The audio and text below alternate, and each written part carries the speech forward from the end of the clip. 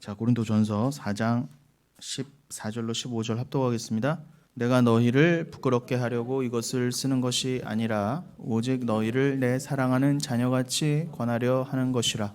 그리스도 안에서 1만 스승이 있으되 아버지는 많지 아니하니 그리스도 예수 안에서 내가 복음으로써 너희를 낳았음이라. 아멘.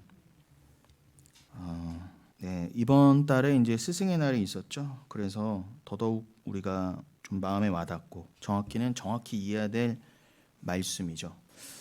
저는 이 말씀을 위해서라도 스승의 날은 있었어야 된다고 생각합니다.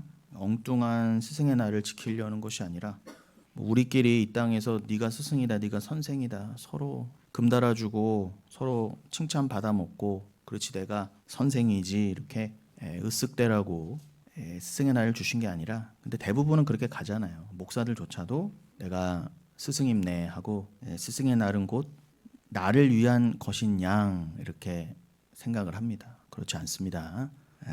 하나님께서 스승의 날도 우리에게 특별히 전 세계 봤을 때 스승의 날이 있는 나라는 우리나라밖에 없는 것 같아요. 거의 주신 이유가 있겠죠. 근데 우리는 늘 말씀드리지만 국어사전적인 의미에 늘 갇혀 있기 때문에 스승의 날이 있음으로 더더욱 우리는 폐해가 심해요. 그리고 제가 이제 예배 전에 광고를 드린다는 게, 여러분 핸드폰은 꼭 진동으로 해주세요. 핸드폰 꼭 진동으로 해주시기 바랍니다. 여기가 제가 이전 교회만 해도 이제 여기가 300석이 넘는 교회였다 보니까 별 서로 신경이 안 쓰여요. 근데 우리 교회는 끽해봐야 지금 50명 앉으면 꽉 차는 공간이기 때문에 서로 조금 이게 영향을 더 받을 수밖에 없어요. 그러니까 여러분 꼭 예배 전에 화장실 꼭 다녀오시고 꼭 핸드폰 진동으로 해주시기 바랍니다. 그게 서로를 위한 또 예의가 아닐까 싶습니다. 자, 다시요. 그 스승, 우리는 스승의 날이 있기 때문에 더더욱, 또 우리는 유교 사상까지 있잖아요. 그래서 엉뚱한 스승적인 그 관념에 잡혀요. 그리고 그걸 이용해서 목사들이 내가 참 스승이다, 그리고 내가 제자를 몇 명 뒀다, 뭐 이런 놀이, 세상의 그런 코스프레하기에 바쁜 날입니다. 근데 여러분, 인간은 모든 걸 변질시키는 존재여서 그냥 말 그대로 문자적인 스승의 날도 스승의 은혜는 이라고, 옛날엔 정말 선생님한테 꽃도 달아드리고 이게 존경하는 마음이 있었어요. 근데 오늘날 그런 거 사라졌잖아요. 심지어 촌지 때문에 어떻게 해요? 스승의 날 애들 안 나오게까지 만들어버렸어요. 요즘은 어떻게 하는지 몰랐어요. 저 때만 해도요, 스승의 날에 그래서 선생님들께 꽃도 달아드리고 선물도 이렇게 각자가 이렇게 갖고 와서 드렸어요. 그런데 이제 선생들이 그때부터 벌써 어떻게 해요? 그 선물로 인해서 경중을 나누고 촌지를 이제 받기 시작하니까 주는 인간도 잘못됐고 받는 인간도 잘못됐었죠. 그래서 다 무너졌잖아요, 이제. 그래서 스승의 날 이제는 서로 민망한 날이 돼버렸어. 그게 인간이에요, 여러분. 다 망가뜨려놔요. 오늘날은 스승이 없어요. 그런 문자적인 스승도 없습니다. 예전에 저 중학교 때 3년을 제가 한 담임 선생님을 만났었어요. 그런 경우가 거의 드문데 전교에서 3명인가밖에 없었어요. 그분이 1학년, 2학년, 3학년 그분도 올라가고 저도 올라가다 보니까 특별한 분이었죠. 체육 선생님이었는데 서울대 체육교육과 나오신 분이었는데 애들을 패면서 가르쳤어요. 한 명이 싸우면, 둘이 싸우면은 반 전체를 무릎 꿇혀놓고 때렸어요. 니들 잘못이다. 왜 같은 아이들끼리 싸우게 놔두냐. 같은 동료끼리, 반 그부끼리. 그때는 그런 낭만이 있었어요. 그래서 막 좀 싸우기만 해도 막 단체 기합 받을까 봐 싸우지 말라고 막 뛰어 말리고 막.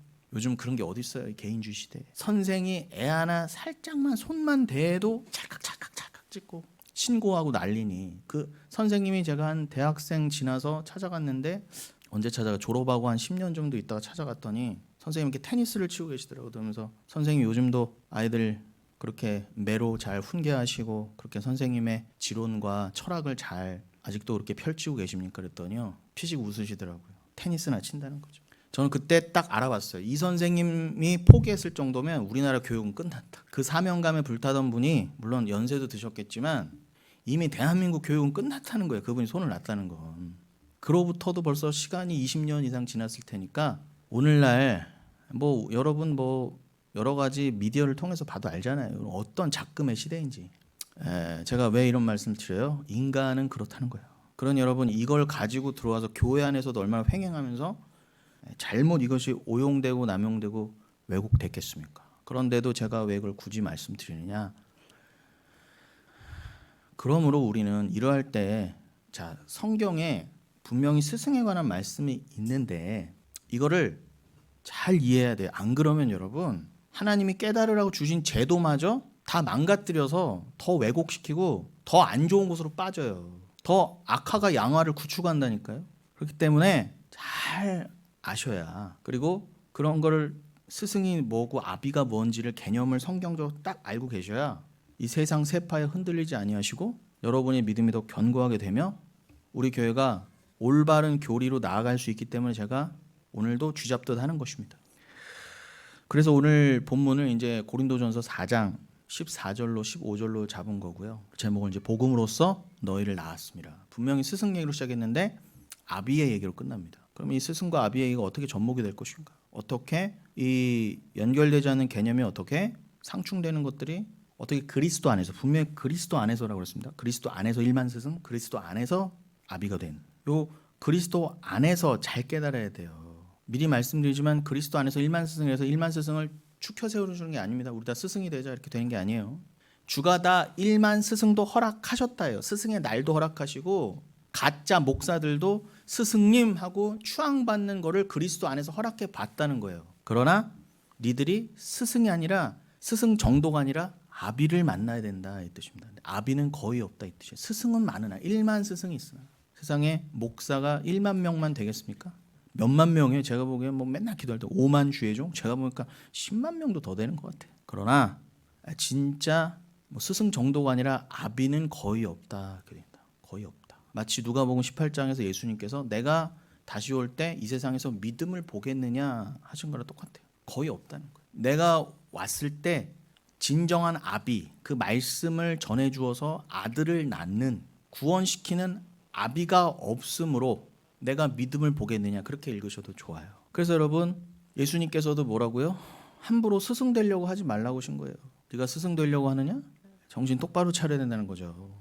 여러분 차라리 여러분이 심판대 앞에 가면요, 차라리 선생이 목사가 안 된 게 차라리 나아요. 스승이 됐기 때문에, 목사가 됐기 때문에, 선생이 됐기 때문에 더 하나님은 심판대 앞에서 추상같이 더 세세하게 보신단 말이에요. 네가 어떻게 가르쳤느냐, 무엇을 가르쳤느냐. 그러니까 여러분 우리는 어줍지 않게 서로 뭐 그냥 스승 선생 이런 놀이할 게 아니라 아비를 만나야 돼요. 자, 그 진리에 대해서 오늘 나눌 것인데 왜 이 맥락이 나왔는지는 오늘 설교만 들을 수는 알 수 없지만 제가 몇 주, 몇 달, 몇 년에 걸쳐서 하는 쭉 이어지는 그 모든 것에 그냥 다 맥락들이 이렇게 들어가 있는 거예요. 여러분 오늘 설교도 이어지는 겁니다. 그러니까 조각조각처럼.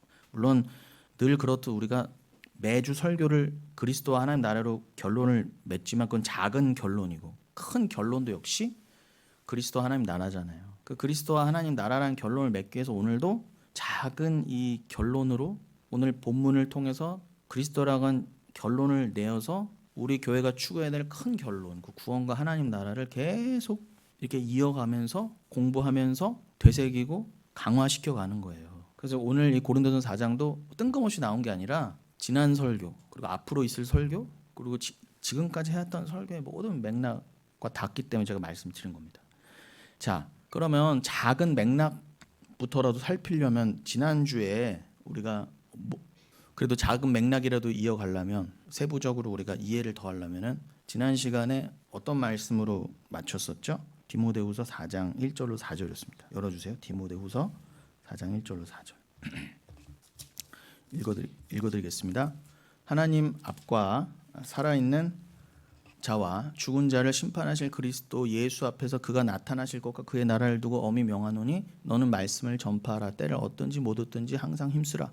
범사의 오래 참음과 가르침으로 경책하며 경계하며 권하라. 그죠? 여기서도 가르치라, 경책하라, 경계하라, 권하라. 이거는 딱 봐도 스승에 관련된 말씀이잖아요. 그래서 3절에 뭐라고 합니까? 때가 이르리니 사람이 바른 교훈을 받지 아니하며 귀가 가려워서 자기의 사욕을 따라 스승을 많이 두고 또 그 귀를 진리에서 돌이켜 허탄한 이야기를 따르리라. 분명히 사도 바울이 지금 자기 영적인 아들, 지금 사도 바울이 아비가 되어서 한 명의 아비가 되어서 진정한 아버지는 하나님밖에 없죠. 한 분 하나님.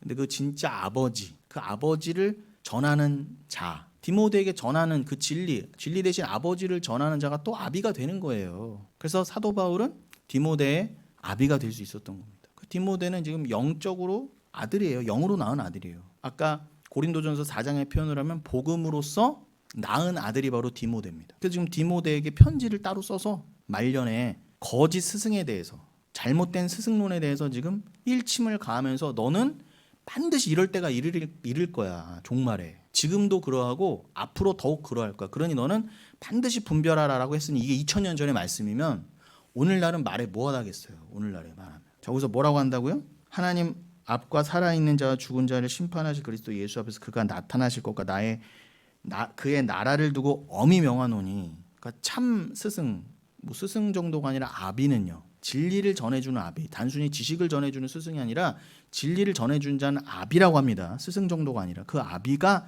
지금 뭐라고 그래요? 엄히 명한다 그러잖아요.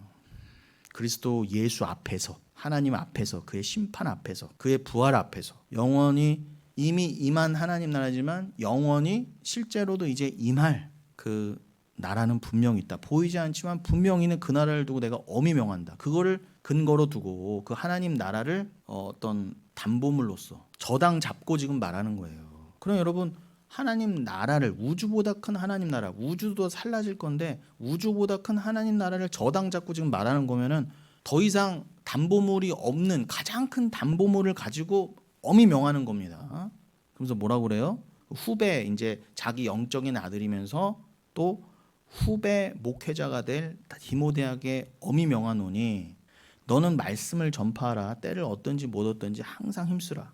범사의 오래 참음과 가르침으로 경책하며 경계하며 권하라. 맞아요. 그래서 저도 오늘 오래 참음으로 오래 참음으로 오늘도 듣든지 아니 듣든지 일단 전하는 것입니다. 3절. 때가 이르리니, 여기서 때가요 여러분 카이로스로 되어 있어요. 크로노스가 아니라 카이로스로 되어 있어요. 때. 단순히 여러분 그 사도행전 1장 7절에서 때와 시기는 하나님만 안다 그러잖아요. 예수가 다시 오시고 하나님 나라가 완성될 그 때와 시기는 아버지만 아신다. 거기서도 아버지가 나오죠. 그러니까 여러분 때와 시기는 아버지만이 아시는 겁니다. 그건 아버지의 소관이에요. 그래서 3절도 때가 이르르니 했는데 엄밀히 말하면은 사도행전 1장 7절에서는 때와 시기는 크로노스와 카이로스라면 여기는 카이로스만 나와 있어요.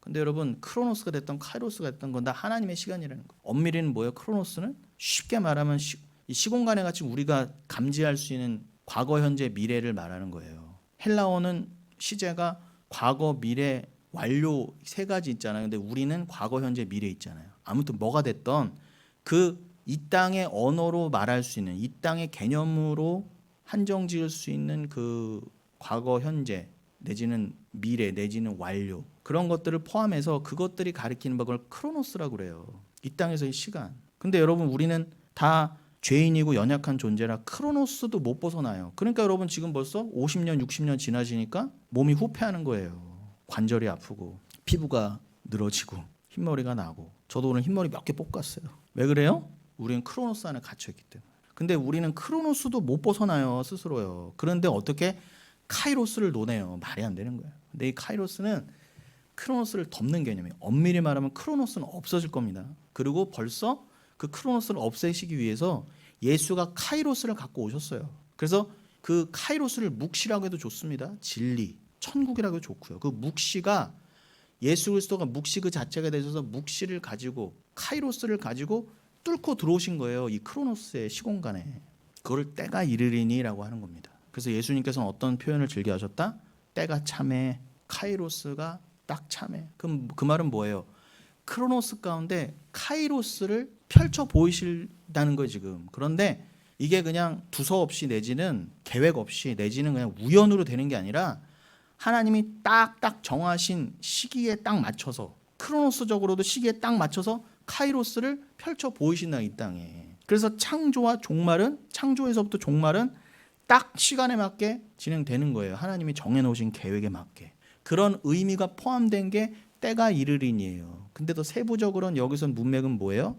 종말의 때라는 거잖아요. 종말의 때. 에스카토스의 시절에. 성경에서는 때가 이르렀다. 때는 특별히 종말을 말하잖아요. 종말은 엄밀히 뭐라고요? 예수 그리스도가 처음 오시고 다시 오실 그 사이, 초림과 재림 사이를 종말 때라고 하는 것입니다. 여러분, 우리가 지금 종말을 살고 있잖아요. 심지어는 예수님 부활 승천하시고 2000년도 더 지났어요. 그럼 이 말씀은 지금 성취되고 또 성취되고 있다는 얘기예요. 때가 이르리니 사람이 바른 교훈을 받지 아니하며 귀가 가려워서 자기의 사욕을 따를 스승을 많이 두고. 종말의 세태를 뭐라고 사도 바울이 예언했어요? 귀가 가려워. 이게 말 그대로 가렵다는 거야. 귀가 가려워. 누가 내 귀 긁어줄 사람 없나 이렇게 찾아다닌다는 거야. 사욕을 따라. 내 귀를 즐겁게 해줄 사람 없나. 내가 듣고 싶은 얘기, 내가 지금 귀가 너무 가려워.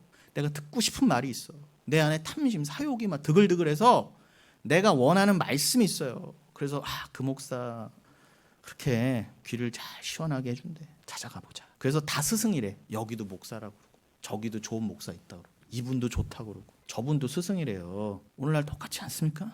왜 그래요? 귀가 가려워서. 너무 가려워서. 이게 병원 가서 될 거면 참 좋겠는데 이게 안 되네. 이게 그걸 자기의 사욕이라 그래요. 정욕이라는 겁니다. 정욕. 육신의 안목, 이생의 자랑. 아까 이옥 권사님 기도해 주신 그거요. 요한일서 2장 16절이기도 하잖아요. 육신의 정욕, 안목의 정욕, 이생의 자랑이 그냥 그거 그냥 듣고 싶어갖고 그냥 복 받아라 하는 거 그거 한마디 듣고 싶어서 그냥. 예수는 안 들어도 괜찮아.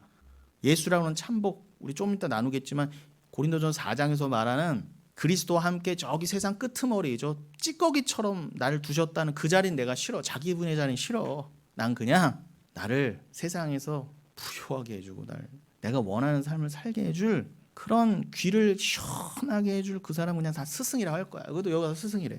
저기다가 스승이래. 스승에 그래서 스승의 날만 갖다 줘. 왜 그러세요? 왜 그러세요? 저는 그런 스승이 아니기 때문에 우리 교회 스승의 날도 없잖아요. 우리 교회는 그런 거 안 주셔도 괜찮아요. 전 스승이 아니니까. 대신 전 누구? 아비를. 오해하시면 안 됩니다, 여러분. 잘 이해하셔야 돼요. 저 어린 것이 저기 제가 아비라고 그런. 끝까지 들어보세요. 끝까지. 4절. 또 그 귀를 진리에서 돌이켜 허탄한 이야기를 따르리라.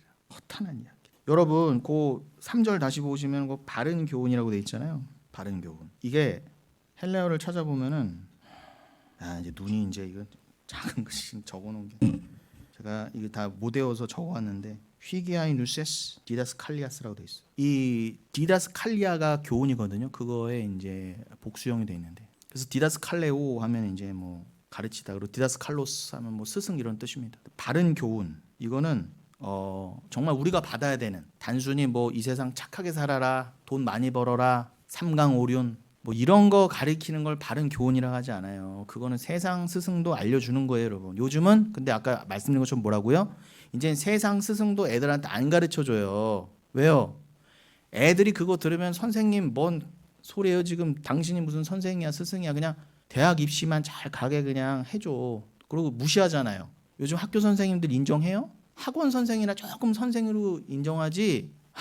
애들 너무 사악해요. 공립 사립 선생 나누고, 그리고 기간제 이런 거 있잖아요. 정규직, 비정규직 이런 거 애들이 교묘하게 나눠서 선생들 긁어놓고 마음을 차별해요. 누가 가르쳤어요? 부모가 가르쳤지 뭘. 그런 세상이에요. 그런 세상. 그러니 여러분, 세상적으로도 이제는 아무도 바른 교훈을 안 해줘요. 너 그렇게 살면 안 돼. 너 인간이 돼야지. 그런 말 해주지도 않고 이제는 해주지도 않아요. 그리고 이제 그런 교육 받을 애들도 안 태어나. 지금요 서울에서부터 문 닫고 있어요, 여러분. 학교가 서울도 문 닫는다 지금 애들이요, 초등학교. 그러니 여러분 정말 종말 중에 종말 때를 좀 아세요. 그런 걸 보시더라도 제발 세상에서 엉뚱한 데 눈을 두고 세상 돌아가는 거에도 그냥 마음을 어떻게 제대로 잡지 못하고 그러지 마시고. 그런데 이 바른 교훈이라는 거는 단순히 그런 학교에서 주고받을 바른 교훈이 아니에요. 아비만이 줄 수 있는 것. 쉽게 말하면은 말씀, 진리, 천국 갈 수 있는 교리, 그 말씀을 말하는 겁니다. 예수를 말하는 거예요. 예수를 받지 아니하며, 예수 그리스도에 관한 말씀을 받지 아니하며, 자기 부인의 십자가의 말씀을 받지 않으면 귀가 가려워서 그걸로는 내 귀가 안 채워져. 오직 예수 개나 갖다 주라고 그래. 겉으로는 아멘 하는데 절대 속으로는 아멘이 안 돼. 그래서 어떻게 해요? 스승을 많이 둔다는 거예요. 나는 저 목사도 필요해, 저 목사도 필요해, 이렇게 된다는 거예요. 그러면서 그 진리를 진리에서 돌이켜 허탄한 이야기, 미토스라고 돼 있어요. 허탄한 이야기를 따르리라. 이걸 경책하라 그랬어. 경계하고 권하라, 디모데야. 그래서 저도 사도 바울의 가르침을 따라 여러분을 쥐잡듯 엘렌코 경책하고 에피티마오 경계하고 파라칼레오 권하는 것입니다. 여러분 경책 받을 때 이게 감사히 여기세요. 경책 받으실 때. 특히 엘렌코라는 거는 요한복음 16장에서 성령은 너의 죄와 심판과 또 뭐죠? 하나님 나라의 의에 대해서 너희를 엘렌코 경책한다 그러잖아요. 성령이 오셔서 뭘 하신다고요? 죄와 의와 그 나라에 대해서 심판에 대해서 경책한다 그러죠. 그러니까 여기서 엘렌코가 쓰였다는 건 뭐예요? 성령으로 여러분을 경책한다는 거예요. 죄가 무엇인지 심판은 반드시 있다는 것. 하나님의 의가 왜 예수가 되셔서 여러분이 죄인이기 때문에 반드시 그 택함 받은 자에게는 의가 허락될 수밖에 없었다. 예수 피가. 그것으로 심판은 갈라지고 천국과 지옥은 갈라진다. 그 의만 붙잡아라 하는 오직 은혜의 말씀으로 여러분을 경책하는 것이 진정한 교회의 가르침이라는 거예요. 근데 이걸 안 따른다니까. 어디요? 허탄한 이야기만 쫓아가는 거야. 아우 나는 그런 엘렌코 경책 듣기 싫어. 죄에 대해서도 의에 대해서도 심판에 대해서도 관심이 없어요. 관심이 없어요. 자, 요게 이제 우리가 지난주에 나눴던 마지막에 나눴던 디모데후서 4장의 말씀을 좀 더 자세히 본 것이고요. 그럼 디모데전서 6장 5절에는 어떤 말씀이 있었죠? 동일한 디모데서에 관한 말씀인데 이 디모데후서 지금 4장 더더욱 같은 맥락이겠죠. 디모데서니까. 디모데전서 6장 5절에 뭐라고 되어 있습니까? 진리 마음이 부패해지고 진리를 잃어버려 경건을 이익에 방도로 생각하는 자들의 다툼이 일어나느니라. 보세요. 그렇게 앞으로 디모데에게 네가 목회하는 동안에 반드시 교회에 이런 일이 있을 거야 하면서 그럴 때마다 더욱 경책하라. 교회를 엘렌코해라. 더욱더 성령의 말씀으로 권면하고 가르쳐라 하면서 뭘 또 경계시켰어요? 반드시 교회 안에 어떤 교회 안에서도 영혼교회 안에서조차 어떻게 해요? 마음이 부패해지고 진리를 잃어버려 경건을 이익의 방도로 생각하는 자들의 다툼이 일어나요. 교회에서 왜 싸워요? 경건을 이익의 방도로 생각하기 때문에 이게 교회 다툼의 근본 원인이에요. 왜 다툰다고요? 서로 잘났어. 야, 난 이렇게 거룩한 사람이야. 난 이렇게 말씀도 많이 알아. 난 이렇게 기도도 많이 해. 난 이렇게 헌금도 많이 했어. 난 이렇게 봉사도 많이 해. 그럼 여러분 그게 여러분 은혜가 안 되고 분명 율법적이고 잘난 사람인데 아우 속으로 뭐예요? 아유 꼴배기 싫어. 재수 없어. 이런 마음이 왜 들어요?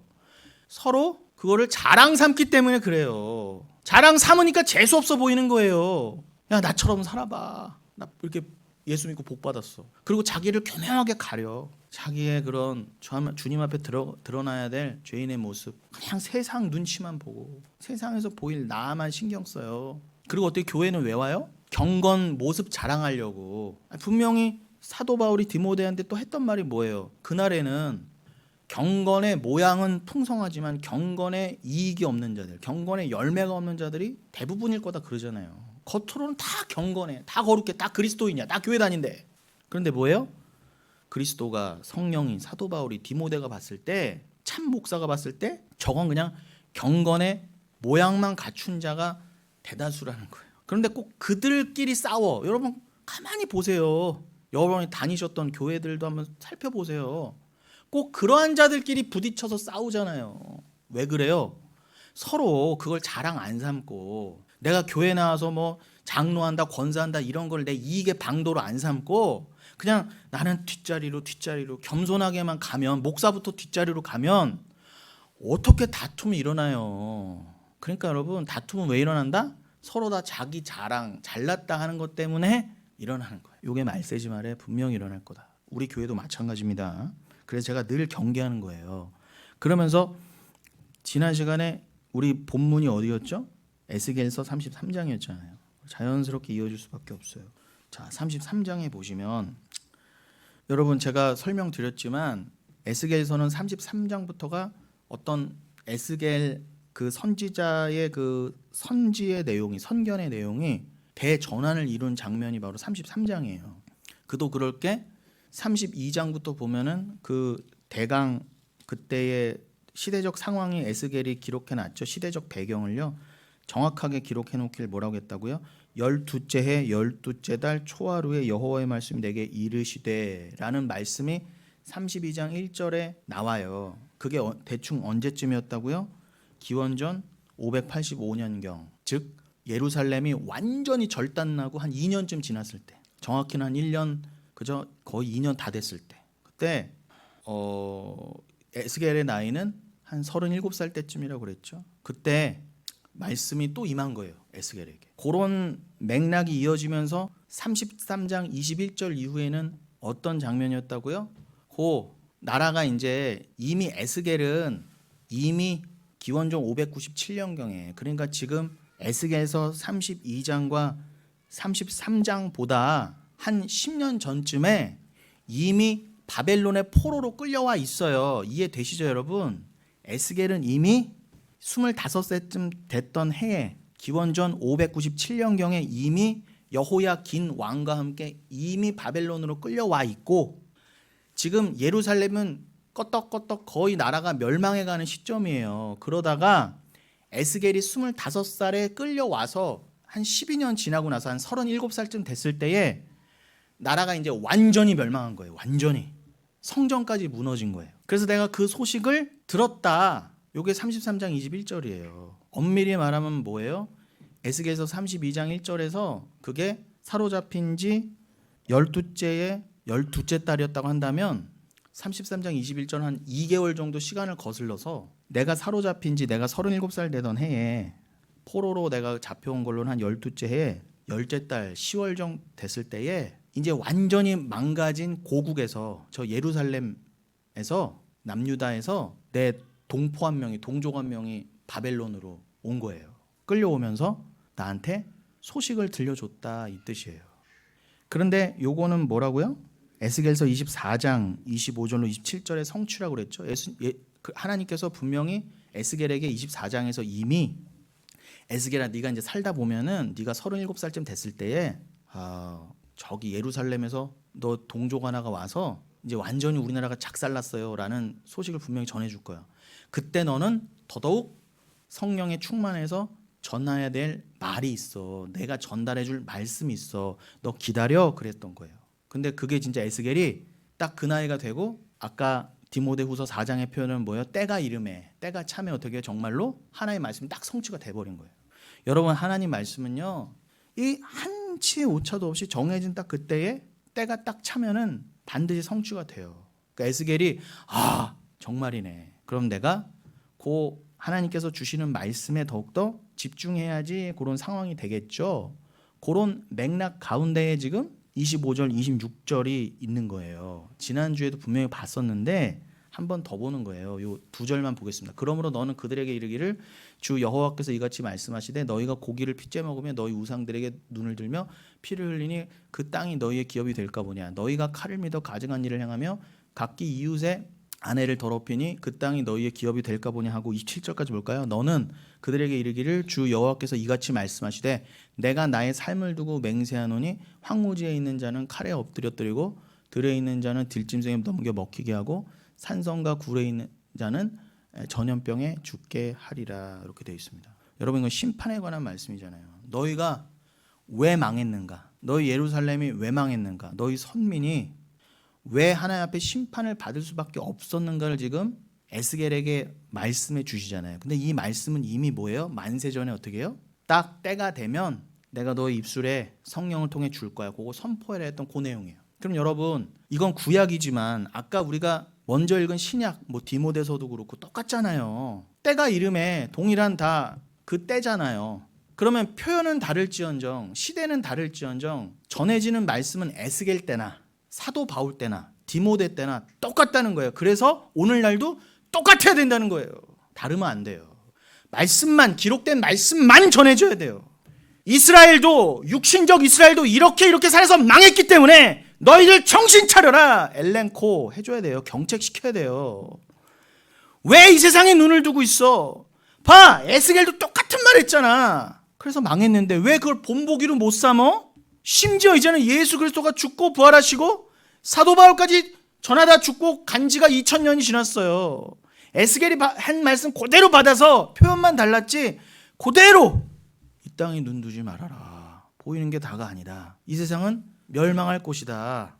왜 심판받을 수밖에 없었는가를 깨달아 구원받아라. 바른 교훈을 줬던 거예요. 이게 바른 교훈이에요. 다른 말 안 했다니까. 그러니까 여러분, 스승을 넘어 아비는요 동일한 말만 해요. 에스겔도 나이가 그때 37밖에 안 됐지만 아비가 되어서 지금 말씀을 뿌리고 있잖아요.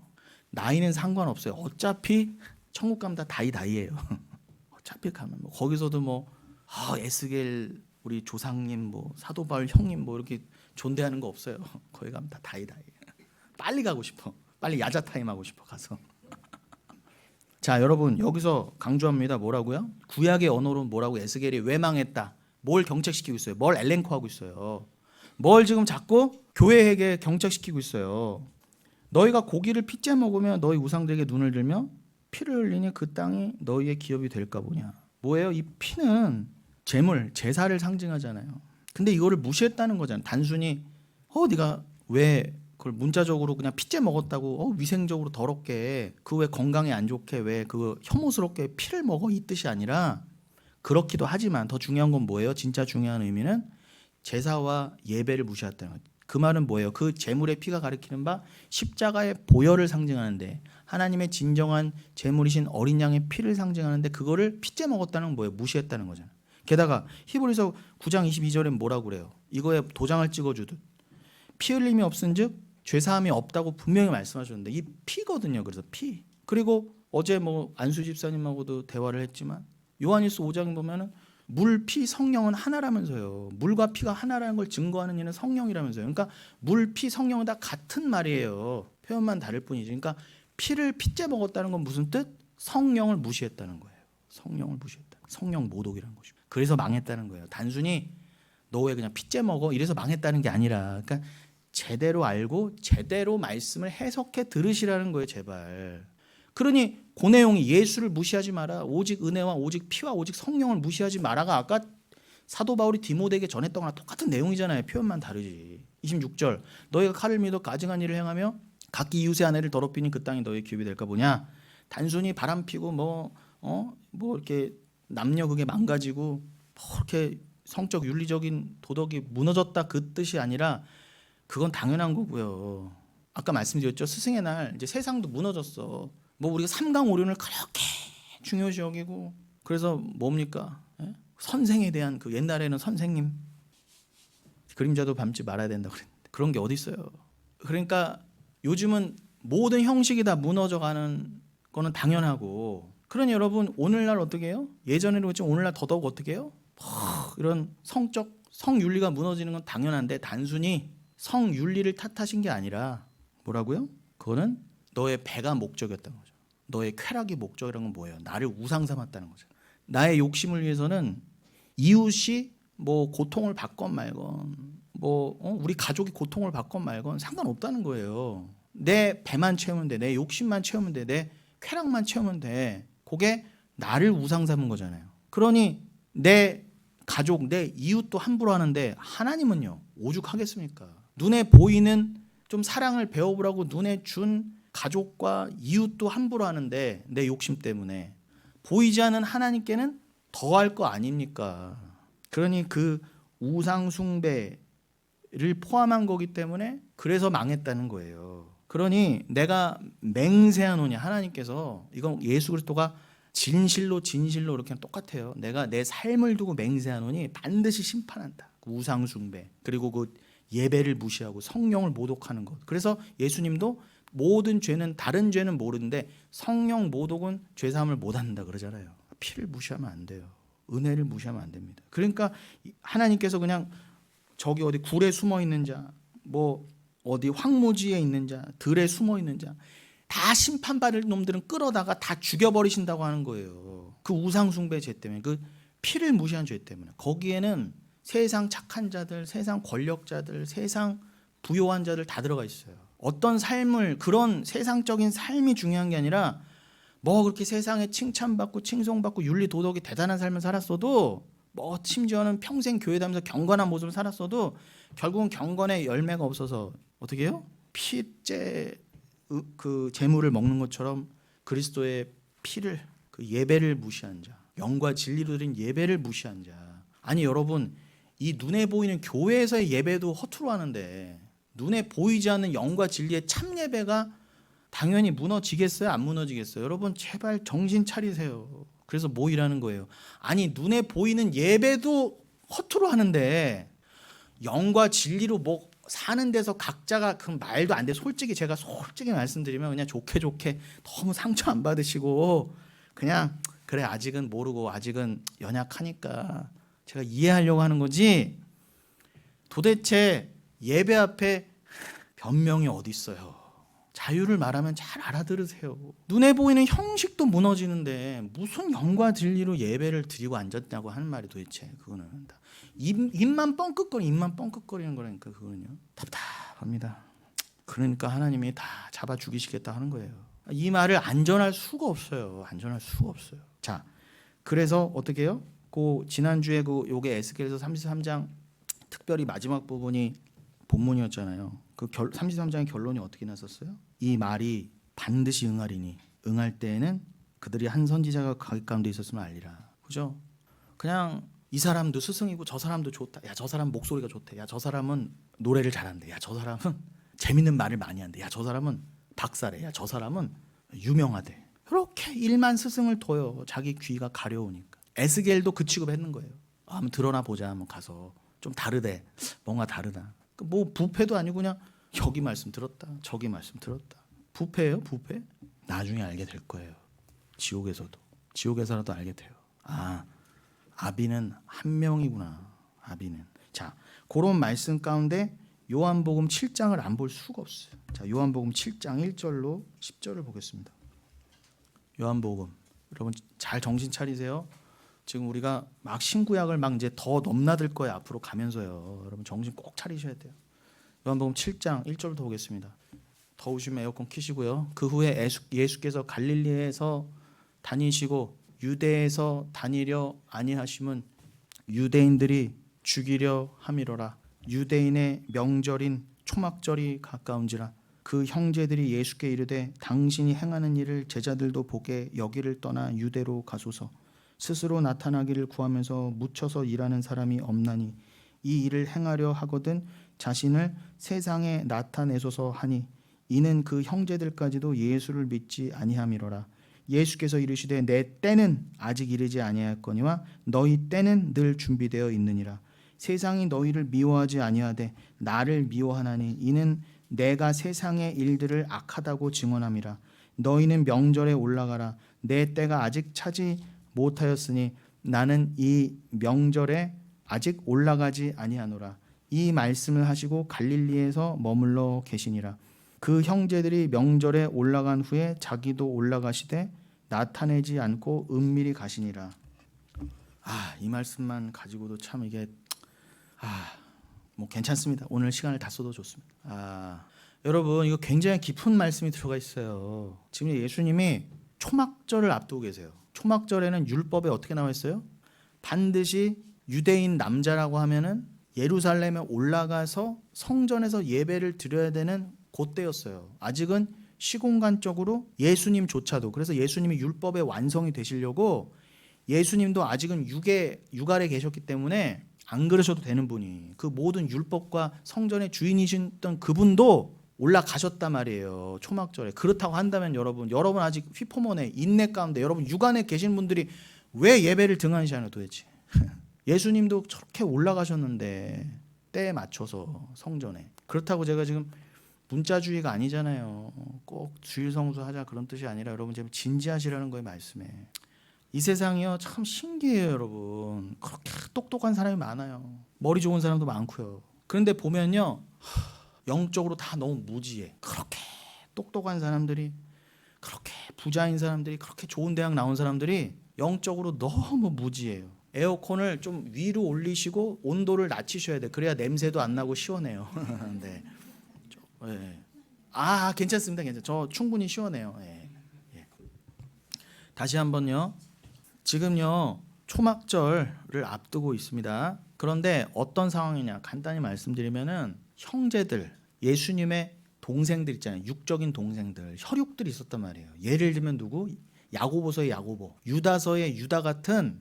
근데 여러분 성경에 야고보나 유다라는 이름이 너무 많이 나오잖아요. 그런데 예수님 친동생 중에도 야고보랑 유다라는 애가 있었거든요. 더 있었어요 밑에. 근데 대표적으로 야고보와 유다가 있는데 그도 그렇게 성경에서 야고보서와 유다서가 예수님의 친 동생들이 쓴 성경인데, 그런데 그들이 아직 성령을 통해 자기 육신의 형이 그리스도인지를 몰랐을 때는 정말 말도 안 되는 상황에서 어떻게 해요? 형님이 그렇게 기적을 많이 행하시잖아. 그러면 비아냥대면서 뭐라고 그래요? 올라가세요, 형님. 그 왜 시골에서 이루고 다녀? 근데 예수가 그 1절에 그러잖아요. 예수 그리스도께서 왜 갈릴리에 계신다고 그래요? 1절 봐주세요. 1절 열어주세요. 승영아 1절. 왜 갈릴리에 7장 1절. 갈릴리에 다니시고 유대에서 다니려 아니하시면 왜 그래요? 유대인들이 죽이려 함이로라. 단순히 예수님이 유대인이 무서워 피해 다니신 게 아니라 아직은 죽으시면 안 되거든요. 아직은 십자가의 때가 카이로스가 아닌 거예요. 아직 그 때가 아직 아니기 때문에 예수님이 피해 다닌 거예요. 일부러. 그런데 유대인의 명절인 초막절에 가까운지라. 그러면서 3절 그 동생들이 어떻게 해요? 그 형제들이란 건 바로 그 예수의 육신의 동생들을 말하는 거예요. 그 형제들이 예수께 이르되 당신이 행하는 일을 제자들도 보게 여기를 떠나 유대로 와서 형님 이렇게 지방 전전할 거 없이 중앙 무대로 나가셔. 가서 이렇게 형님 능력도 있으니까 저 중앙으로 나가서 이전 교회 같으면 저기 국회 옆으로 나가셔서 지방에서 이러고 있지 말고 나가셔서 다 보게. 아무나 제자래. 다 그 제자들도 보게. 보고 어우 스승이요. 어우 스승이요. 어머 이런 기적도 보이시네요. 여러분 말씀드린 것처럼 인간은요 너무너무 무식해요. 그렇게 좋은 대학 나오고 아무리 똑똑하면 뭐합니까? IQ가 150 넘으면 영적으로 너무나 무지함에 갇혀 있어서 그냥 자기의 복과 쾌락을 위해서라면은 아무 데 가서나 넙죽넙죽 무릎 꿇고 머리 조아리고 이게 2단인지 3단인지 무당인지도 상관없어요. 눈앞에 있잖아요. 옛날에 사기친 인간들 많았잖아요. 뭐 인도의 누구죠? 그 인간 옛날에 그렇게 하면 뭐 가루 같은 거 나와서 주고 막. 이렇게 하면 목걸이 나오고 막. 말씀이 필요 없다니까요. 거기가 교회라고 쳐봐요. 교회에서도 그런 짓 많이 하잖아요. 이런 말씀이 선포가 안 된다니까. 그냥 이렇게 보여주면 돼. 이렇게 하고 병 나라 그러고 그냥 신유 역사 신유 치유라고 그래서 벌떡벌떡 이렇게 세우면 된다니까. 오죽하면은 개척교회들 어떻게 해요? 그럼 가짜들하고 짜고. 미국에서 실제로 있었던 일이잖아요.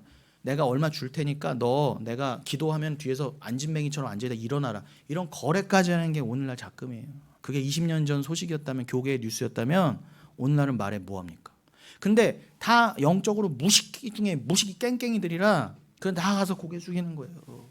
어머 이런 거 만들어낸다고 그러고 막 병 낫게 해준다고 그러고 막 그냥 믿음 가지고 죽으세요. 그냥 그 병 가운데 차라리 중앙으로 가소서. 말씀이고 뭐고 필요 없어. 그냥 가서 기적이나 보여줘. 그럼 형님 다 좋잖아. 누이 좋고 매부 좋고 형님도 부자 되고 우리도 좀 부자 좀 되고 형님 유명해지고 형님 덕 좀 봅시다 이런 거예요. 이게 다 우리가 예수한테 원하는 거 아니에요 여러분? 이게 다 우리 죄인된 모습이었다는 거예요. 예수를 왜 믿었어요? 내가 예수 덕 좀 보자 이거잖아요. 그러면서 4절에 뭐라고 그래요? 스스로 나타나기를 구하면서 묻혀서 일하는 사람이 없나니 이 일을 행하려 하거든 자신을 세상에 나타내소서. 이게 세상의 말이잖아요. 이건 세상에서 통하는 말입니다. 쉽게 말하면 뭐예요 이게? 예수를 오해해도 너무 오해한 거죠. 자기 형이 막 이렇게 돌아다니는 거 보니까 자기 형이 유명한 사람 되려고 그러는 줄 아는 거예요. 근데 형님 그렇게 스스로 유명해지고 나타나기를 원한다고 한다면 여기 이렇게 지방에 묻혀 있으면 안 돼. 형님을 세상에 번쩍 드러내소서. 이게 사단이 처음 예수 그리스도가 공관 그 공생애를 시작하시면서 받으셨던 시험하고 똑같죠. 네가 돌을 떡으로 만들어 먹어라. 뭐 뛰어내려 봐라. 사단에게 무릎 꿇어 봐라. 내가 세상 다 줄게. 기적 내가 보여줄게. 사단이 그렇게 유혹했다니까요. 여러분 기적하는 거는 허탄한 곳에 귀가 가려워서 끌려가는 거예요. 사단에게요. 그것도 하나님이 다 허락하심이라. 가짜들 다 걸러내려고. 동생들조차도 있다 이 말을 한 거예요. 예수를 이렇게 오해할 수가 있어요. 장사 제대로 하려면 이렇게 하면 안 돼요 형님. 훈수 두고 앉는 거지. 교회 이렇게 하면 안 돼. 5절요? 이는 그 형제들까지도 예수를 믿지 아니함이로라. 가름하잖아요. 성경이 뭐라고요? 형제들이 예수를 믿지 아니하니까 그따위 말 한다는 거예요. 여러분 자명합니다. 여러분 아직도 여러분 마음속에 예수를 그렇게 섬기고 그런 스승 삼고 예수를 그렇게 믿고 싶은 건 곧 뭐예요? 나를 그렇게 좀 해주세요라는 거잖아요. 나를 세상에 그런 식으로 드러나게 해주세요. 예수는 하나의 도구예요. 그건 왜 그런다? 예수를 믿지 아니함이기 때문에요. 어머 나 이렇게 열심히 교회 다녔는데요. 교회 열심히 아니요. 안 믿는 거라니까 예수를. 예수 안 믿으면요 지옥 가잖아요. 6절 예수께서 이르시되 내 때는 아직 이르지 아니하였거니와 너희 때는 늘 준비되었니라. 예수님께서 우문 현답식으로 마치 선문답식으로 대답하셨는데 이게 맞아요. 여기 이 때가 아까 말씀드린 그 디모데 후서 4장의 그 때예요. 때 카이로스로 돼서 여기도 예수께 이르시되 내 때는 아직 이르지 아니할 거냐. 그러니까 때는 결정적으로 무슨 의미? 성경에서 카이로스는 십자가의 때라는 거예요. 자기 부인의 때, 심판의 때, 구원의 때, 은혜의 때를 말하는 것입니다. 종말의 때. 여러분 하나님이 정하신 때가 있는데 나의 십자가 질 그때는 아직 이르지 아니할 거니. 이거는 딱 정해져 있는 건데 너희가 그렇게 마음대로 자랑질하고 나를 마음껏 그렇게 잘못 모독하는 때는 늘 돼 있어. 해라 그러는 거예요. 그렇게 살 거면 끝까지 이렇게 살아봐. 여러분 이거 굉장히 무서운 말씀이에요. 7절 세상이 너희를 미워하지 아니하되 나를 미워하나니 이는 내가 세상의 일들을 악하다고 증언함이라. 저는 이 7절 말씀에 굉장히 위로를 많이 받습니다. 뭐라고 돼 있어요? 세상이 너희를 미워하지 아니하되. 여기 너희가 누구예요? 형제들이잖아. 아직 성령 받기 전에 육신의 형제들. 지금 육신의 가족한테도 이렇게 무섭게 얘기했다니까요. 세상이 야 니들이 가족이지만 육적인 가족이지만 세상하고 짝짝꿍하고 있네. 그러니 세상이 너희를 미워할 리도 없고 너희도 세상 미워할 일 없잖아. 그러나 세상이 나를 미워해. 말씀을 미워해. 믿는 자를 미워해. 왜 미워해요? 이는 내가 세상의 일들을 악하다고 증언함이라. 예수가 왜 미움받았어요? 이 세상은 다 악하다. 의인은 아니 하나도 없다. 그랬더니 예수한테 돌 던졌단 말입니다. 그럼 여러분들은요 세상에 미움받고 계세요? 미움 안 받고 계시면 여러분은 예수 믿는 게 아니에요.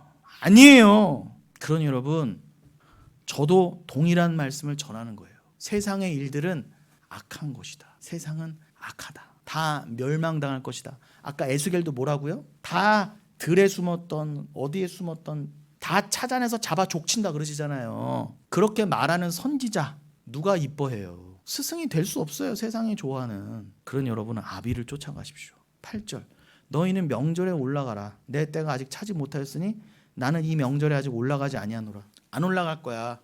아직 내 때가 아니거든. 그래놓고 뭐라고 하세요? 9절 10절 빨리요. 이 말씀을 하시고 갈릴리에 머물러 계시니라.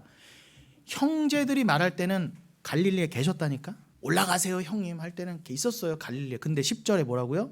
그 형제들이 명절에 올라간 후에 자기 육신의 형제들도 유대인이니까 율법 지키러 올라갔을 거 아닙니까? 그런데 어떻게 해요? 예수는 나중에 자기도 올라가시되 나타내지 않고 비밀스럽게 은밀히 가시니라. 뭐 예수님 왜 저렇게 치사하게 가셔? 왜 예수님이 저래? 그러지 마세요. 이 말은 뭘 뜻해요? 인간의 요구에는 인본주의의 요구에는 예수님 응답하지 않으세요. 그런데 예수님은 반드시 올라가셨어야만 해요. 왜요? 본인이 아직 십자가에 달리시기 전이니까. 내가 초막절에 올라가 율법을 다 지켜내는 의인이 돼야 될 거 아닙니까? 유일한 의인이 저 육신의 형제들처럼 인간들처럼 그냥 올라가는 자들, 그냥 율법 지키러 올라가는 자들, 그들은 의인이 될 수 없어요. 그러나 예수만이 참 진리가 되셔 그리스도 하나님의 아들로서 그의 아들이니까 예수는 우리의 아비도 되어질 수 있는 거잖아요. 우리들의 참 아비이시자 하나님의 아들이신 예수이기 때문에 그는 반드시 우리가 율법의 정죄에서 해방되기 위해서 율법의 완성을 이뤄내려면 우리 대신에 예수 그리스도 유일하신 그 의인이 다 율법을 지켜내셨어야만 하는 거예요. 그래야 우리에게 전가시켜 주시니까 그 의를, 율법 지킴의 의를. 그러니까 여러분들은 지금 뭐 초막절을 지켜보셔서 특별히 우린 그렇잖아요. 지금 뭐 성전도 없거니와 여러분이 저 예수의 육신의 형제들은 때를 맞춰서 예배드리러 예루살렘에 땡빛 내가면서 올라가기로 했지. 여러분들은요 한 번도 뭐 예루살렘도 안 가보고 영과 진리로 이런 예배 운운하면서 자유한 예배조차도 제대로 못 지키는 우리가 무슨 하나님 앞에 내가 율법을 다 지켰습니다 하고 척하고 내놔요. 도대체 부끄럽지 않나요? 여러분 우리가 1년에 2년에 한 번 건강검진 받으러 가잖아요. 그러면 덜덜덜 떨립니다. 그러면서 1년 2년이 뒤돌아봐줘요. 내가 어떻게 살았나. 내가 먹은 것, 내가 내 몸에 한 개 다 그대로 남아요. 그 작은 심판에도 덜덜덜 떨리잖아. 안 그러세요? 저희 어머니도 이제 8월에 또 폐암이었기 때문에 정기검사 받으러 갑니다. 그때가 제일 떨린대 우리 어머니. 암이 재발하지 않을까. 여러분 그거가 비교할 수 없는 떨림이 예비돼 있어요. 그러니 예수 믿으셔야 돼요. 안 그러면 여러분 우리는 주 앞에 아무런 내놓을 게 없어요. 하나님이 아무리 내놓은다는 하나님 인정 안 하시는데 그거 내가 의로 인정해 줄게 안 하시는데 그렇다고 내가 뭐 제대로 뭐 율법을 지켜보기라도 했어. 내가 뭐 한 번 맨날 남 미워하고 겉으로는 아닌 척하고 나만을 위해나 살아봤지 무슨 자기 부인을 해봐야 우리가 무슨 이웃을 사랑해보고 말도 안 되지. 그러니까 여러분 나중에 다 드러나서 살 떨리는 일 겪고 싶지 않으시면 덮이셔야 돼요. 은혜에 덮이셔야 돼요. 그래서 예수가 은밀히 가신 거예요. 은밀히 가신. 이 역설을 아시겠어요? 왜 형제들이 가라고 할 때는 안 가시고 이거는 요한복음 2장에서 예수의 어머니가 야 이 물을 포도주로 바꿔봐라 할 때는 여자요. 그게 나와 무슨 상관이니까 단박에 거절했어요. 육신의 어머니의 요청도 거절했다니까. 육신의 어머니가 요청한 것도 하나님 뜻이 아니면 거절했는데 여러분은요? 여러분이 마리아세요? 아니잖아. 아니잖아요. 뭔 자신감으로 내 기도는 다 들어줘야 돼. 왜 이래요? 내 뜻대로 다 기도 다 들어줘야 돼. 그런 거 없어요. 여러분 제발. 어머니 마리아 기도도 칼같이 끊어졌다니까. 근데 왜 물을 포도주로 바꾸셔서 제발 성경을 제대로 읽으세요. 엄마 요청 때문에 내가 밤새 기도하고 금식 기도해서 들어주신 게 아니라 분명히 성경이 2장에 나오잖아요. 이 잔치는 천국의 어린 양의 혼인잔치의 표식이기 때문에 천국의 어린 양의 혼인잔치에 반드시 예수 피가 필요해되는 것을 드러내시려고 어떻게 해요? 이 땅에서 모형적인 잔치에 포도주가 반드시 있어야 된다. 포도주가 예수님이 그러셨잖아요. 이 포도주가 내 피다 그러셨어요. 성찬 때. 그러니까 포도주는 피를 상징하잖아요. 그럼 이 땅에서의 잔치에서 포도주를 만드셨다는 건 뭐예요? 피를 상징하는 것처럼 이 피가 있어 아니 이 포도주가 있어야 이 잔치가 완성되는 것처럼 천국의 그 잔치는 예수의 피가 있어야 완성될 수 있다. 반드시 피다. 요 얘기하려고 예수님은 물을 포도주로 바꿔주신 거지 엄마의 요청 때문에 아니라. 엄마는 왜 요청했어요? 또 자랑질하려고 우리 아들이 이렇게 기적을 행해요. 글쎄 우리 아들이 이렇게 보세요. 우리 아들 기적 비싼 포도주 이렇게 축복해 주셔갖고 너무너무 징글징글해. 이제 오늘날의 교회는 정말 이제 막 토가 나오려고 그래. 진짜 못 봐주겠어요 진짜. 그건 종교놀이가. 말씀을 너무 무식해. 말씀을 몰라. 그러니 여러분 이 예수의 그 아까도 말씀드렸죠. 그 포도주는 피잖아요. 그럼 물을 포도주로 바뀌었다는 건 물이 피네. 그럼 아까 요한일서 5장 또 연결되잖아요. 물, 피, 성령 하나. 그것도 증거하시려고 물을 포도주로 바꾸신 거예요. 포도주는 피니까. 그렇게 읽으셔야지. 아무리 똑똑한 사람들은 뭐예요? 복 앞에서는 세상 복 앞에서는 그냥 그게 좋은 거야. 나의 이 맹물을 주님이 최극상품의 포도주로 바꿔주시는 그 복을 나도 좀 받아보겠다. 정신 차리셔야 됩니다. 여러분 말씀을 좀 마무리할게요. 고린도전서 4장은 다음 주에 이어서 해야 되겠습니다. 유다서 1장 3절로 8절 열어주세요. 유다서 1장 3절로 8절. 유다서는 우리가 더더욱 보기 좀 어려운 성경이죠. 자주 볼 겁니다 앞으로. 자, 유다서는 또 왜 열었어요? 모든 성경이 다 같은 말이지만 특별히 이 유다가 누구라고요? 유다서는 한 장짜리 성경인데 이 유다가 바로 아까 요한복음 7장에서 그렇게 예수님 형님 올라가세요. 그 자랑해야죠 라고 말했던 그 인간이었어요. 근데 그 인간이 어떻게 해요? 성령을 받고 변화되고 그 예수를 그냥 육신의 형님이 아니라 그 예수를 그리스도로 깨달은 뒤에 어떤 말을 남기고 전하고 가르쳤는가를 보시라는 거예요. 오늘 이 말씀으로 마치겠습니다. 3절. 사랑하는 자들아, 우리가 일반으로 받은 구원에 관하여 내가 너에게 편지하라는 생각이 간절하던 차에 성도에게 단번에 주신 믿음의 도를 위하여 힘써 싸우라는 편지로 너희를 권하여야 할 필요를 느꼈노니. 여기서 여러분 일반으로 받은 구원, 이게 원어에 보면은 코이마오라고 있어요. 코이마오가 그 일반으로 받다의 그 동사 받은 요 코이마오인데 이 문맥으로 변형이 되면은 코이네스 헤먼 소테리아스 이렇게 되어 있습니다. 일반으로 받은 구원. 이게 무슨 말이겠어요, 여러분? 함께 성도라면 함께 받은 구원이라는 거예요. 여러분 구원의 말씀은 하나예요. 다른 말씀 없어요. 여러분 또 다른 말씀이 있을까 하고 귀가 가려워서 다른 데 가서 다른 구원, 다른 예수, 다른 복음을 듣겠다. 요게 가장 악한 거예요. 가장 악한. 지금 유다가 내가 그런 자였는데 내가 지금 성령 받고 내가 간절히 전하고 싶은 게 하나 있었어. 그거 내가 딱 전해줄게. 그러니까 그렇게 죄악 가운데에 그러나 하나님의 은혜로 내가 어떻게 이 구원을 받았을까? 근데 이건 우리가 교회라고 하면 함께 일반으로 받은 구원이야. 함께 받은 구원이야. 교회라고 하면 누구나 반드시 갖고 있어야 될 구원의 도리야 라고 하면서 전해줍니다. 그러면서 뭐라고 그래요? 그걸 한마디로 뭐라고 그래요? 일반으로 받은 구원에서 한마디로 뭐라고 해요? 성도에게 단번에 주신 믿음의 도라고 그러잖아요. 다른 거 권면 안 했어요, 여러분. 어디 기적 쫓아다녀라 권면 안 했다니까요. 성경 어디를 보세요. 제발 자기 부인 외에 몇 시간 기도해서 뭘 구해라, 뭘 얻어라, 뭐 해라라는 말이 없잖아요. 여러분에게 유일하게 강조되는 행위는 딱 하나입니다. 뭐예요? 믿음의 도를 위하여 힘써 싸우라. 여러분, 제가 늘 헬라어의 그런 문맥과 헬라어의 태에 대해서 말씀드리지만 우리는 성령을 받고 말씀을 받았으면 늘 성경을 어떻게 읽어야 돼요? 내가 행하는 거지만 늘 내 뒤에서 내 안에서 누가? 하나님이 성령이 나로 하여금 시키신다. 지난주에 수동디포 말씀드렸죠. 겉으로는 분명히 수동태인데 내지는 능동태인데 천국이 침노를 당한다고 그랬는데 결국엔 어떻게 해요? 이건 능동으로 읽어야 되는구나. 그걸 수동디포라고 그랬잖아요. 그런 것처럼 여러분, 성경 전체가 다 내가 행하는 듯 보이나 그 행함 이전에 뭐예요? 주가 나로 하여금 힘써 싸우게 하시는 주님의 능동, 나의 능동이 아니라 나는 내가 내 의지로 하는 게 아니라 나는 신적인 수동, 하나님의 그 의지에 의해서 겉으로는 내가 하는 것처럼 보이나 천국을 내가 침략해야 되는 것처럼 보이나 원래 뜻은 뭐예요? 그 천국은 나에게 침노에 들어온다는 거예요. 그런 것처럼 내가 하는 게 아니에요. 늘 주가 나로 하여금 힘써 싸우게 하시는 거예요. 믿음의 도를 위하여 힘써 싸우라는 편지로 너희를 권하여 하는 필요를 느꼈노니 하면서 뭐라고 합니까? 4절. 이는 가만히 들어온 사람 몇이 교회에 있습니다.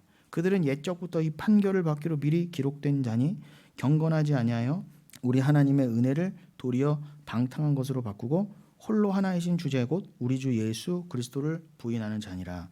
보세요. 이게 오늘 설교의 딱 결론 같잖아요. 한마디로 정리해놓고 있잖아요. 그래서 제가 유다서를 또 읽은 거예요. 여기 오늘 설교 내용이 다 들어가 있잖아요. 가만히 들어온 사람 몇이 교회에 반드시 있다.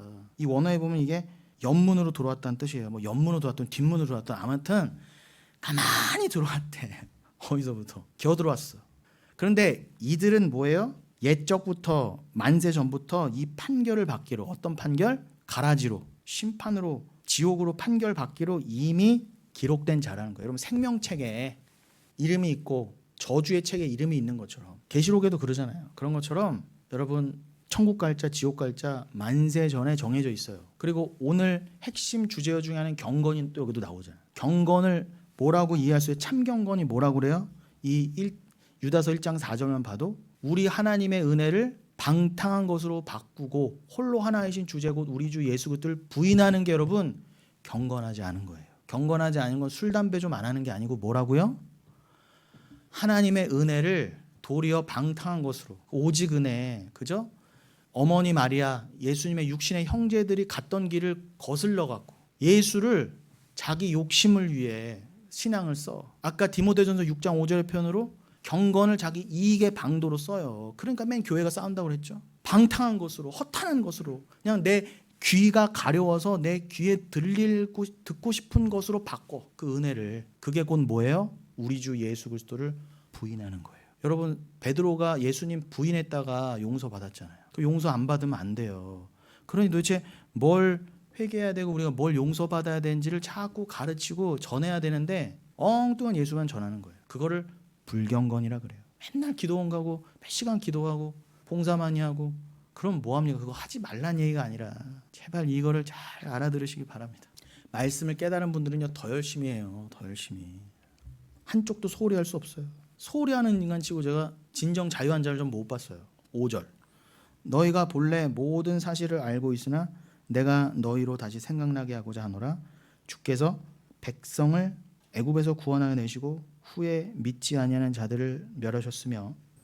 그러니 여기서 하나님께서 출애굽 때에도 어떻게 해요? 믿지 아니하는 자들을 멸하셨다고 했을 때 이 믿지 아니하는 자들이 뭐의 예가 됐던 거예요? 아까 3절에서 성도에게 단번에 주신 믿음의 도를 위하여 힘써 싸우지 않은 자들, 불경건한 자들, 그들을 말하는 거죠, 당연히. 그들 또 뭐라고 또 설명하세요? 6절. 또 자기 지위를 지키지 아니하고 자기 처소를 떠난 천사들을 그 날의 심판까지 영원한 결박을 흑암에 가셨으며 그들은 마치 자기 처소를 떠난 그 타락한 천사들과 같다. 영원한 결박. 이거는 우리가 좀 수요 예배 나오는 아비소스, 무적행으로도 설명이 되죠. 영원한 결박으로 흑암에 가두셨다. 여러분도 그렇게 된다는 거예요, 여러분. 다 그렇게 되잖아요. 계시록에서 사탄과 그 짐승과 거짓 선지자를 다 묶어서 어떻게 해요? 유황 불못에. 그전에는 무적행 넣으셨다. 무적행 정도가 아니라 유황 불못에 확 쳐넣으신다 그러잖아요. 영원한 흑암에. 그 꼴 당한다니까 여러분. 예수를 제대로 안 믿으면. 7절. 소돔과 고모라와 그 이웃 도시들도 그들과 같은 행동으로 음란하며 다른 육체를 따라가다가 영원한 불의 형벌을 받음으로 거울이 되었느니라. 보세요. 그러니까 창세기의 소돔과 고모라 구약의 말씀도 뭐예요? 우리에게 거울이 되라고. 그렇게 멸망한 소돔과 고모라 보면서 이 땅도 반드시 소돔과 고모라처럼 멸망당할 거야. 그도 그럴 게 아까 에스겔서 33장에서 뭐라고 해서 거기서도 성적인 타락이 나왔잖아요. 함부로 간음하고 문란해지고. 그럼 소돔과 고모라도 결국 끝판왕이 동성애나 그런 문란이었잖아요. 단순히 성적 문란을 하나님이 싫어하신다 정도가 아니라 그 성적 문란이 뭘 가리킨다? 특별히 동성애, 하나님의 절대 주권과 하나님의 질서를 무시하는 거잖아요. 나는 창조주, 너희는 피조물이야. 그런 것처럼 지켜야 될 질서가 있고 반드시 선이 있어. 야, 내가 남녀를 나누어서 남자로 하여금 에베소서 5장에서 30절 이하에 그러잖아요. 내가 왜 결혼시킨다고요? 왜 남녀를 나누었다고요?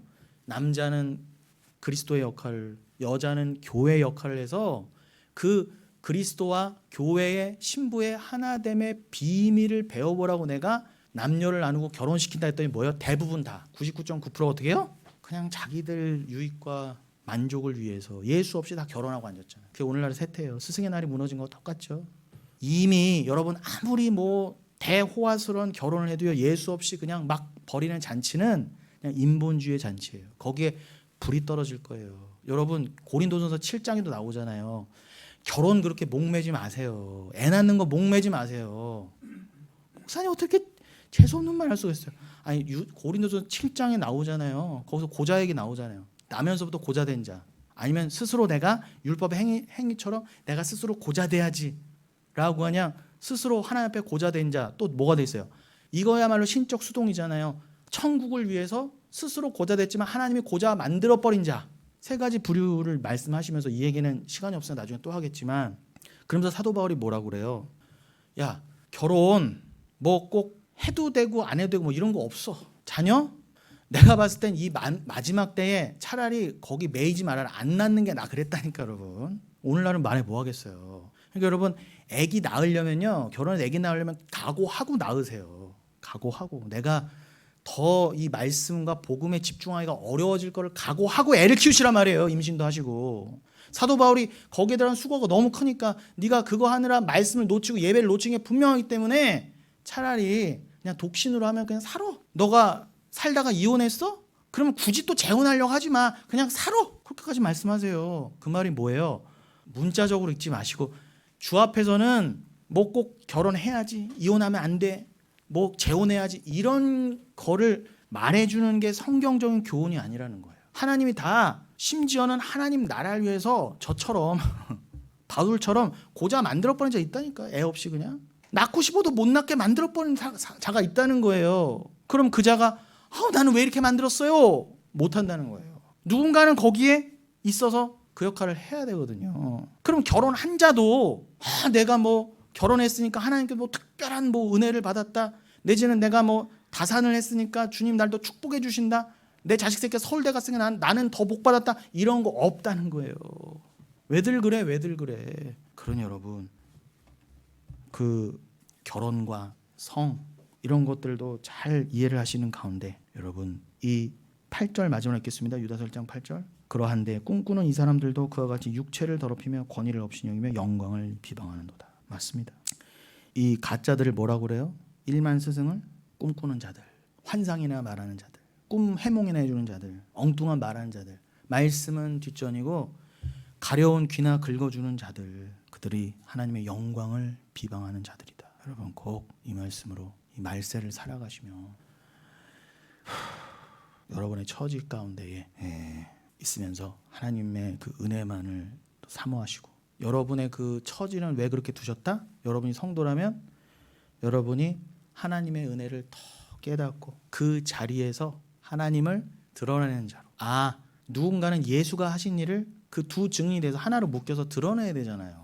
예수를 전하려면 누군가 예수와 하나 된 모습을 보여야 되잖아요. 그러한 모습으로 쓸 때 마치 하나님 나라를 위해서 하나님이 고자 만들어 버린 자처럼 보인 자도 있어요. 그러나 기뻐하게 돼 있어요. 그 말씀을 받은 자는. 그것을 서로 위로하며 절대 눈에 보이는 대로 서로를 판단하지 않고 너는 왜 고자 됐어? 너는 왜 이래? 너는 왜 이래? 서로 그러지 않고 말씀으로 서로를 보듬어주고, 그래서 교회는 말씀만이 나눠줘야 된다는 거예요. 그렇게 허탄한 교리들을 배격하고 오직 순수한 말씀으로 서로 지어져가는 저와 여러분 되시기를 예수님의 이름으로 축원드리겠습니다.